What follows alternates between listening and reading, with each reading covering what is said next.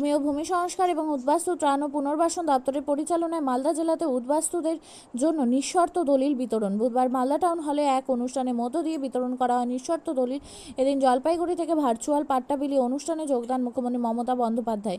এদিন মালদা টাউন হলে জেলার বিভিন্ন প্রান্ত থেকে আগত উদ্বাস্তুদের মধ্যে দলিল বিতরণ করা হয়। উপস্থিত ছিলেন রাজ্যের প্রতিমন্ত্রী সাবিনা ইয়াসমিন, তাজমুল হোসেন, মালদা জেলা পরিষদের সভাধিপতি লিপিকা বর্মন ঘোষ, জেলা শাসক নিতিন সিংহানিয়া, অতিরিক্ত জেলা শাসক দেবাহুতি ইন্দ্র, অনিন্দ সরকার, পীযূষ সালুঙ্কে, ইংরেজবাজার পৌরসভার চেয়ারম্যান কৃষ্ণেন্দু নারায়ণ চৌধুরী, পুরাতন মালদা পৌরসভার চেয়ারম্যান কার্তিক ঘোষ সহ অন্যান্য আধিকারিক ও জনপ্রতিনিধিরা। জেলা শাসক নিতিন সিংহানিয়া বলেন, মুখ্যমন্ত্রীর অনুপ্রেরণায় মালদা জেলাতে 210 জন উদ্বাস্তুদের হাতে পাট্টা দলিল তুলে দেওয়া হয়। আরও 500 জনের তালিকা তৈরি করা হচ্ছে।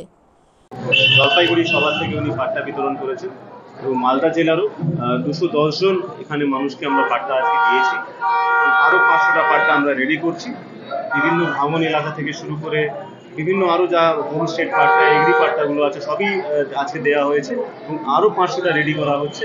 আমরা কিছুদিনের মধ্যে সেগুলো দেব।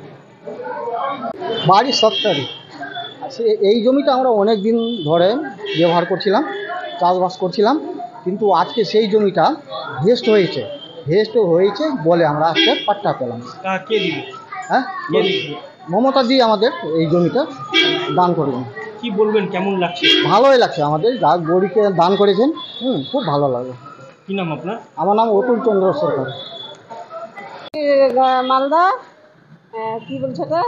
আচ্ছা, বলি পাট্টা পেয়ে কেমন লাগছে আপনার? পাট্টা পেয়ে ভালো লাগছে। কতদিন পর পেলেন?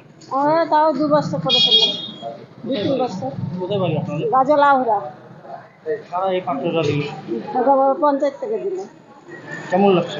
ভালো লাগছে। পাট্টা না হতে কি অসুবিধা হতো? কি হতো, যে হবে কি হবে না একটা চিন্তা ছিল।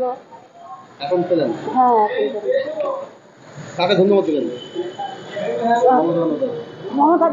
মমতা মাসিকে ধন্যবাদ দিব। কেন? ওই তো করে দিল কি না। কি নাম আপনার? শিলা দাস।